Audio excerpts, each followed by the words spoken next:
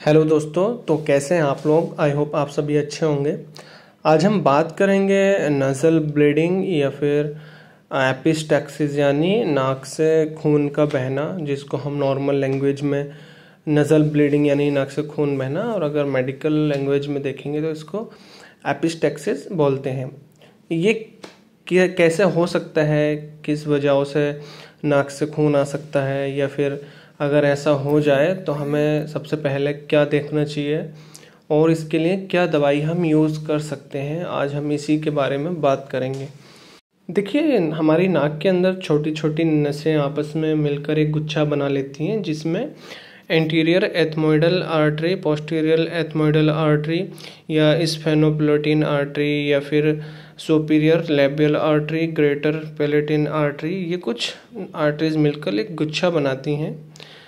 जिसमें अगर नाक में कोई चोट लग जाए तो इसमें ब्लड जो है हमारी नाक से बहने लगता है, या फिर किसी तरीके का एलर्जिक इन्फेक्शन हो जाए, या ब्लड प्रेशर बढ़ने की वजह से, जैसे हाई ब्लड प्रेशर की वजह से ये ब्लीडिंग हो सकती है नाक से, या फिर हम नाक को बार बार उंगली डालें नाक में, या फिर कुछ और नाक में चीज़ डालने, कुछ इंजरी होने पर हमारी नाक से ब्लीडिंग यानी खून आने लगता है, जिसको हम नज़ल ब्लीडिंग या फिर एपिस्टैक्सिस के नाम से जानते हैं। आइए बात करते हैं इसके ट्रीटमेंट के बारे में कि हम इसमें क्या ट्रीटमेंट दे सकते हैं या फिर उसकी डोज कितनी रहेगी। इसमें जो हम मेडिसिन यूज़ करते हैं उसका नाम है ट्रेनेक्सा या ट्रेक्सपेन, जो एक ब्रांड नेम है, लेकिन जो मेन चीज़ हम दवाई में देखते हैं वो उसका सॉल्ट होता है। जो इस दवाई का सॉल्ट है वो ट्रेनेक्सामिक एसिड, जो कि हम 500 mg या फिर 1000 mg में यूज़ करते हैं। ये एंटी फाइब्रिनोलाइटिक्स ग्रुप की मेडिसिन है, जो ब्लड को क्लॉट करता है, यानी ब्लड को रोकता है, एक जगह पर थक्का जमा के उसको रोक देता है, जिसके बाद जो ब्लीडिंग होती है वो चाहे नाक की ब्लीडिंग हो या और भी कई ब्लीडिंग्स में हम इस इंजेक्शन को यूज़ करते हैं। देखिए, अगर हम इसकी डोज के बारे में बात करें तो अगर इस मेडिसिन को हम टैबलेट फॉर्म यानी गोली के रूप में देते हैं तो हम इसकी 10 से 15 mg पर kg तक दे सकते हैं, जिसको हम पर डे मतलब दिन में 2 से 3 डिवाइडेड डोजेज में दे सकते हैं। और अगर मान लो फॉर एग्जांपल कोई पेशेंट में वेट है 50 kg 50 किलो, तो हम उसको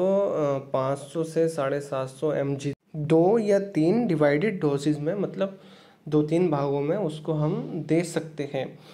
और इसकी मैक्सिमम डोज अगर देखें तो 1000 mg से, मतलब 1000 मिलीग्राम से और 1500 मिलीग्राम तक हम इसको पर डे दे सकते हैं। और अगर इंजेक्शन के रूप में देखें तो वही इसको हम 500 से 1000 mg मतलब मिलीग्राम तक मैक्सिमम डोज हम इसको स्लो आईवी मतलब इंट्रावेनस नस के द्वारा हम दे सकते हैं, या फिर आईवी इन्फ्यूज़न से ड्रॉप के अकॉर्डिंग पेशेंट की क्या कंडीशन है, कैसे उसको देना है, वो उसके बाद देखने के बाद हम इसकी डोज तय कर सकते हैं।